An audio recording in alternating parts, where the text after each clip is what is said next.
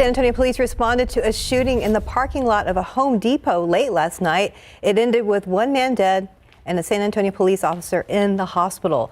A suspect is also in custody, and according to police, that's Chief William McManus saying that in the second shooting, that resulted in an injured officer on the same day, and the suspects involved were all out on dismissed charges. The incident occurred around 9:30 p.m. last night in the 600 block of Southwest Loop 410. Chief McManus says that the San Antonio Police Department property crimes detectives were tracking the suspects throughout the day as they were traveling in a stolen vehicle that was involved in vehicle burglaries. They followed it here from I-10 and Woodstone. They followed it here from I-10 and Woodstone, at which time there were a couple of police cars that attempted to stop it in the parking lot here. The individual who was driving the vehicle, who happened to be armed at the time, jumped out of the vehicle and ran. We don't know what happened from that point, but we have one officer down. We have the suspect who was shot by an officer and is deceased. Now, both the suspect who died at the scene and the passenger of that stolen vehicle who was arrested are men in their 20s. Their identities have not been released. And according to Chief William McManus, both suspects had previous criminal charges, but their cases were dismissed and they spent no time in jail. The chief says both suspects' charges ranging from narcotics, vehicle burglary, and criminal mischief. So far, the officer hurt is undergoing surgery at an area hospital, and so far, that officer's condition is not known. This morning, Tropical Storm Idalia barreling through the Carolinas on its way to the Atlantic Ocean. That's after leaving a trail of flooding and devastation throughout the southeast. Idalia was a hurricane when it made landfall yesterday in Florida, where it shredded homes and submerged streets. It weakened to a tropical storm, but still packed 60-mile-per-hour winds as it raced into Georgia and then South Carolina. In Charleston, a surge from Idalia topped a seawall that protects the city's downtown, flooding neighborhoods. There's no immediate word on the full extent of damage and injuries. However, at least one person died in Georgia when a tree fell on him. And new videos show Senate Republican leader Mitch McConnell appearing to briefly freeze up and unable to answer a question from a reporter at an event in Kentucky yesterday.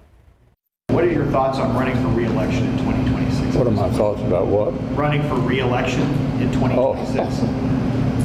That's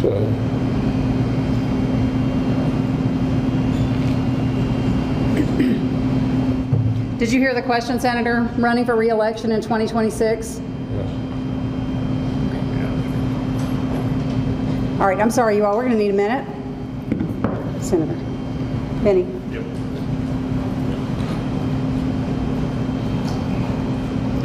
Head outside, so come with us. This happened weeks after he had a similar episode in Washington. The latest incident only adds to the questions in recent months about McConnell's health and whether he will remain in Congress and in his leadership post. New overnight in South Africa, at least 73 people have died after a fire ripped through a multi-story building in Johannesburg that had been overtaken by homeless people. Authorities said many others were injured in the blaze, which broke out in the pre-dawn hours earlier today. An emergency management services spokesman says there still might be people trapped in that building. South African authorities said the fire had been largely extinguished, but smoke was still seen seeping out of windows of the blackened building this morning.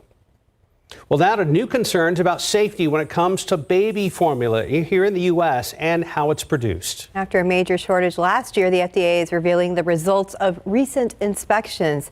And as ABC's Lionel Moyes reports, he has what parents need to know. This morning, the FDA has sent warning letters to 3 of the top infant formula makers over quality control concerns. Chronobacter Sakazaki, a major issue in the letter sent to Reckitt Mead Johnson, Perrigo, and By Heart. While Chronobacter is widely found in the environment, it could be deadly in infants. That same bacteria prompted Abbott to shut down its facility in Michigan last year, leading to a nationwide formula shortage. The FDA inspecting that plant last year, finding, quote, egregiously unsanitary conditions before the company addressed the concerns.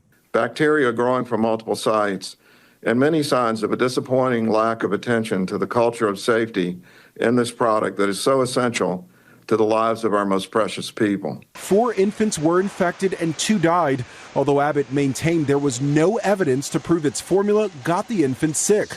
And now, in the new letter sent yesterday, investigators say they found significant violations inside facilities during inspections dating back to late last year, including finished formula product that tested positive for Chronobacter. For Reckitt Mead Johnson, investigators described multiple water leaks and standing piles of spilled infant product formula.